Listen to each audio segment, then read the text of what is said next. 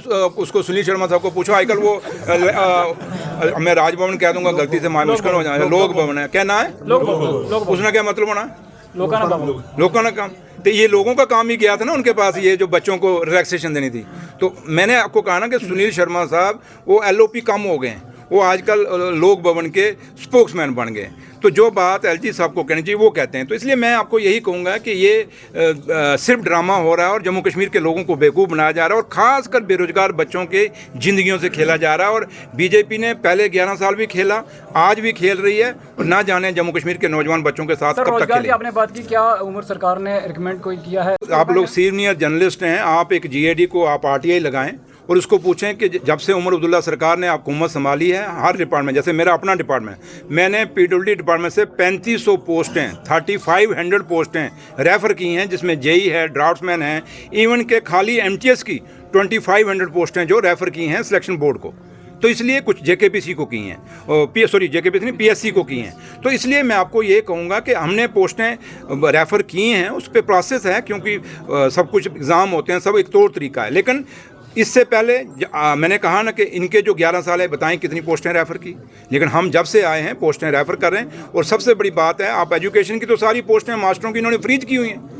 अब वो फ्रीज के लिए पहले डिसीजन करना है कि इसको खोलना कैसे है। इसलिए मैंने कहा ना कि डिटेल में डिबेट में जाएंगे तो बड़ा लंबा चौड़ा ये हो जाएगा। लेकिन नटशल ये है कि आप लोगों से मैं यही अपील करूंगा, जो पत्रकार हैं, कि आप चौथा स्तंभ हैं, अब ज़्यादा भी नहीं बोलना, नहीं तो मकान गिरा दिए जाते हैं। तो लेकिन है कि इतना ज़रूर कहूँगा कि आप लोग एक स्वच्छ पत्रकारिता करें और उसमें उमर अब्दुल्ला साहब सरकार की जो सरकार है उसका एक अलग से एक अपना आईना दिखाएं और उनका अलग से, और उस आईने के अंदर दोनों का अपने आप लोग फैसला करेंगे सही कौन है और गलत कौन है। जरूरत नहीं है, वो तो आपको खुद कहना चाहिए, बोलना चाहिए।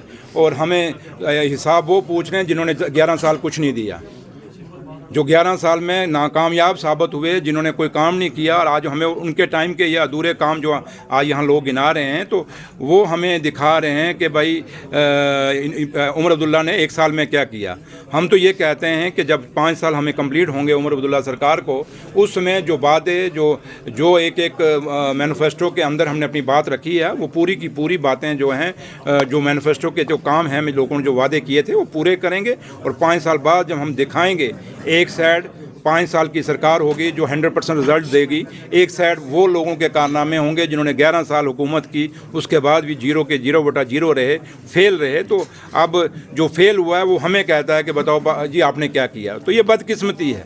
तो इसलिए आप देख रहे हैं कि आज वो लोगों की अब 1 साल वो हो गया, जो बीजेपी के MLA हैं उनको भी देखना चाहिए कि बताना, जो हमारा वो हिसाब पूछ रहे हैं तो बीजेपी के MLA भी बताएं ना कि उन्होंने 1 साल में क्या किया है, कौन कौन सा काम किया है। वो जो हम कोई भी काम शुरू कहते हैं दिल्ली से पैसे आए। भैया यहाँ तो जम्मू कश्मीर में तनख्वाह भी तो दिल्ली से आती है।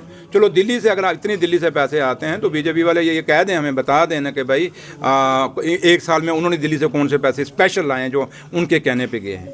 अभी आपके सामने आपने देखा होगा कि LOP साहब चंद रोज पहले वो जो हमारे KS एस्पायरेंट्स थे, जो एग्ज़ाम के बच्चे थे, वो बच्चे के लिए LOP साहब वहाँ जाके LG साहब को मिले। बड़ा फ़ोटो आया अखबारों में कि जनाब, उन्होंने बाद में ट्वीट भी किया और बयान भी दिया कि मैं KS एस्पायरेंट के लिए बात कर आया हूँ, तो 2 दिन में हल निकल जाएगा। तो बाद में जब बात आई तो क्या हुआ, 0।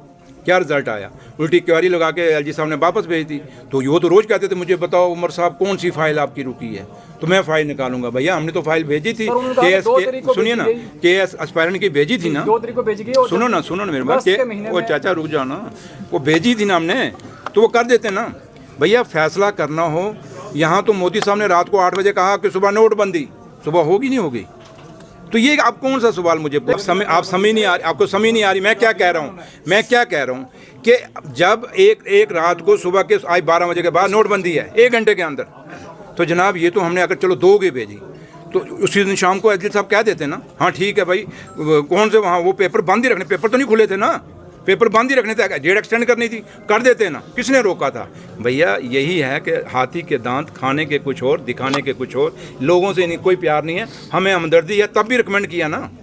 पहले तो अगर ये इनको था तो जब LG साहब को था कि भाई आपने ये इनको एक्सटेंशन देनी है, तो जनाब हमें पूछे बगैर भी तो दे सकते हैं ना। अब कितनी और ट्रांसफर करते हैं, हमें पूछ के करते हैं।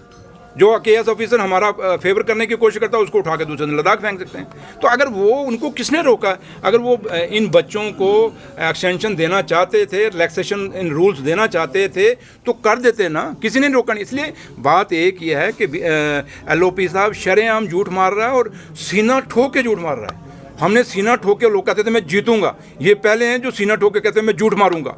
अब क्या करोगे यार? एक बंदा शरेआम झूठ बोल रहा है और छाती ठोक ठोक के कह रहा है कि मैं झूठ बोल रहा हूं, लेकिन आपको मानना पड़ेगा भैया। लेकिन दुनिया मान जाएगी, लेकिन हम मानेंगे कि बीजेपी जम्मू कश्मीर की उसमें भी झूठी थी, आज भी झूठी है, और जब तक ये पावर में रहेंगे ये झूठे ही रहेंगे।